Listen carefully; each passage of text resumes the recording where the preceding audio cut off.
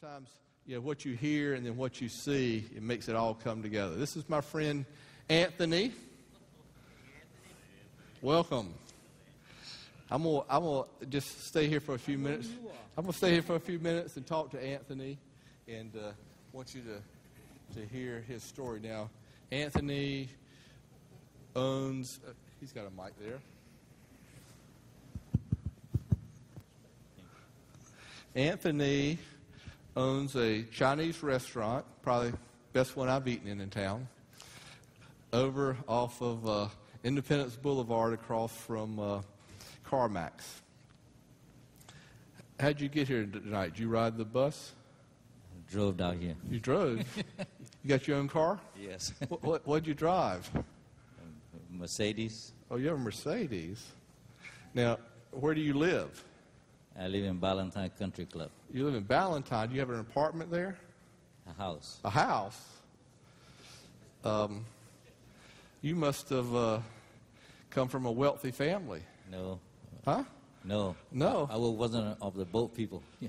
Where'd you come from? Vietnam. And when did you come here? 1975. 1975. So that's 30 years ago. Yes. 32 years. So did you come here with lots of money? No, 1 quarter in my pocket. 25 cents? Yes. Huh? Well, you must have been pretty proficient in English. I didn't speak a word of English. No English. Huh? Well, I'm curious, how can you get here 30 years ago with 25 cents, knowing no English, and be driving a Mercedes and living in Ballantyne today and owning your own restaurant? Just working hard. Huh? Working hard? Or tell me, there had to be more than just working hard. Tell me, there's probably 3 or 4 steps. What happened from 1975? I came here in 1975 with 17 people in my family. We don't have any money or anything, so I am the oldest child in the family. So my father pointed at me and said, my Vietnamese name is Tu. He said, Tu, you got to go out and find a job and feed your family. That's the tradition of my country. And the oldest child got to take care of everything. So I didn't have any money, so 17 of us we'd be able to rent a small house, about 700 square feet home, and we paid $28 a month for 17 of us to live. We have no heat, no air, no commode, nothing. We just clean it up. That's a very place where lots of prostitution and drug dealer. So we use that. The owner of the property say that you can have it. You pay me $28 a month. You can clean up and put your family in there. So all 17 living in Ballantyne now? No, we all have a different house. Yeah. But anyway, every morning since that day until today, I'm very thankful that I am in America. And a lot of people did not know how hard it is to get to this country. But a lot of people who were born here, who live here all their life, did not take it seriously. They take it for granted every day in their life. And so the Lord has been blessed. And how I get to the point where I be able to raise my family was the first year in America, I worked 365 days.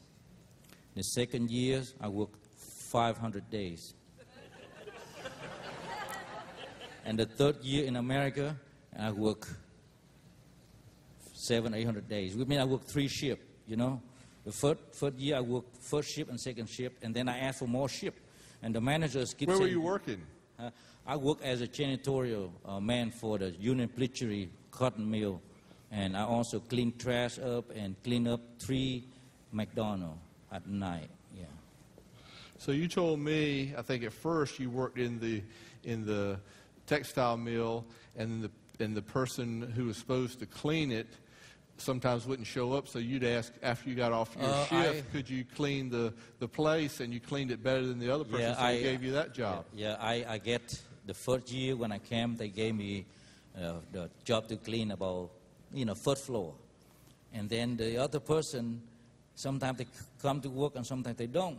So I tell myself, I say, look, I got to promote myself. I cannot stay here and clean restroom forever. So I do the best I can, and sometimes go out and buy my own soap and my own spray. So the restroom Used to be when I come to work, when I first started out, very nasty, very dirty in a cotton mill. But I make that place as beautiful as I can, and I take pride in my job, so I make everything shiny and everything, and people start liking me. They love to go to the restroom now. They don't used to do. They love to go there. So, and I get promoted from 10 restroom, I got to take care of 20. So I go up and then continue to take care of all the restroom. And sometimes, I look back, I say, I put a lot of effort in making all this restroom beautiful. And people start liking me. So, and I get from that point on. So after that, I asked the manager, see if I can get one member of my family clean with me. See? So now my uncle can come and clean. So he had to report to me now. So and continue like that, and finally I get my family in the weekend. We can clean the whole mill, Everybody, the whole family have a job, work in a cotton mill and clean up. But you're not cleaning that now, so what happened after that? You start buying a mobile home and then another mobile home? Yes, we start doing a whole lot more. We invest in real estate.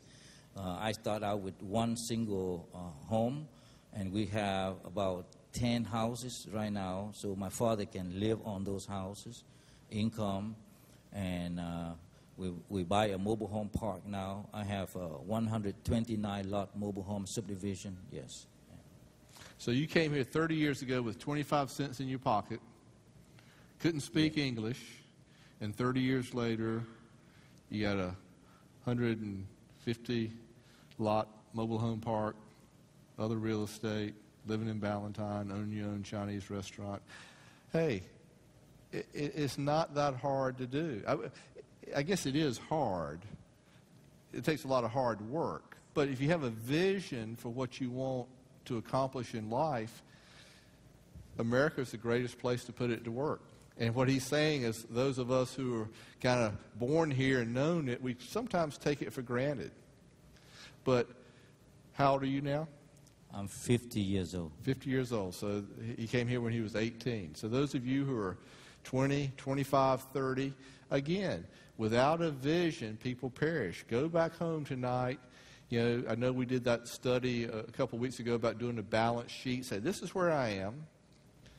And I know you're not making money the pursuit of your life, but it can help you do the things you want to do. And Anthony, he funds an orphanage back in Vietnam for those who weren't fortunate enough to get out. But he's a real-life, true Horatio Algier story. I met him in his restaurant, just started talking. Every month, he's called me with another idea. Hey, I got a buddy who's making furniture in Vietnam. You think we can import it over here? What about this? What about that? So he's always thinking. But again, what an inspiration to me, and I hope to you as well. One thing. Thank you. One thing I want to share with you, so sometimes I do the seminar for different people, to teach and train other people how to be aggressive in life. The first thing I saw when I first came to the United States is this. I always choose to hang out with positive people, hang out with the people who can help you. Just this man right here, he always try to promote me spiritually and always give me the great support spiritually. That's the person you need. Sometimes your friend you need. The second thing is this, is regardless what happened in your life, one thing is so crucial, that you have the man above and always come to him when you need him the most. The third thing in my life is this. Every dollar I make, I try to save at least 10 to 20% of it. Portion of everything you earn is yours to keep, right? Yeah.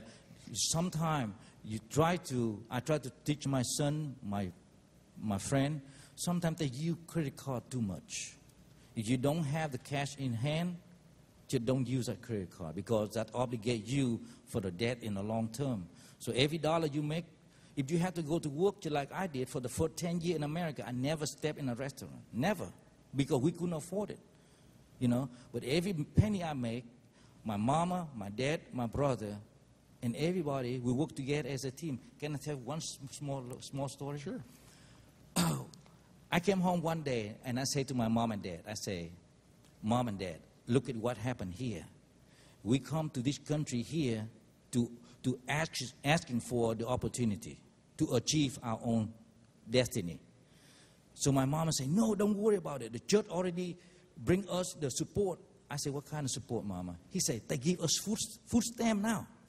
I said, Mom, that's no good. Don't do that. I was 18 years old. I didn't know any different. I said, look, don't accept none of this food stamp or welfare. You know why? Because they will monitor that your behavior through that needed behavior. So I said to my mom and son, let me go to work, second job or third job, so we can get rid of the food stamp.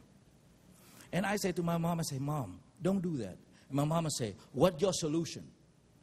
I went home and think, I said, look, there is one solution that if everybody of us put an effort together and make the effort as a group, we can build a very big fortune in this country. So the next week, I went and applied for a job as a welder at the application at Greenville Technical School to become a welder. And when I come to the class, all my idea is to learn how to weld a box. That's all I do. I don't care about the class or anything. I just sneak into the shop so I can cut me 4-5 sheets of metal, and I weld me a big safe. I put in my friend, I don't have a car, so he let me borrow his Vega, lift up, Vega, I put it in there, take it home. Went home, I put a lock there, I put a box in, I have a slot on top. I tell my grandmom, your job is sit here watching this box. And I bolt it to the floor because that area, lots of people can break in. And then I asked my family to have a meeting, summit, called summit, I said, Mom, Dad, everybody, here is our fortune, right here in this box right here. If you dedicate from this point on, from now on, we will get out of this house within 1.5 years to 2 years. We have to set our goal. So I went home that night. I said, look, everybody ready. We have a meeting, everything. Everybody stay home, sit down, talk. So I told my father, I said, look, if you make $1, you make $1, I make a couple of dollars, I make $10, whatever you can save to put in this slot right here, that's our fortune right here. That's our bank account. That will buy us a way out of this disaster here. So everybody agrees. They say yes, and I put a cover on top. See, so grandmom, you got the key here, lock it up. That's it.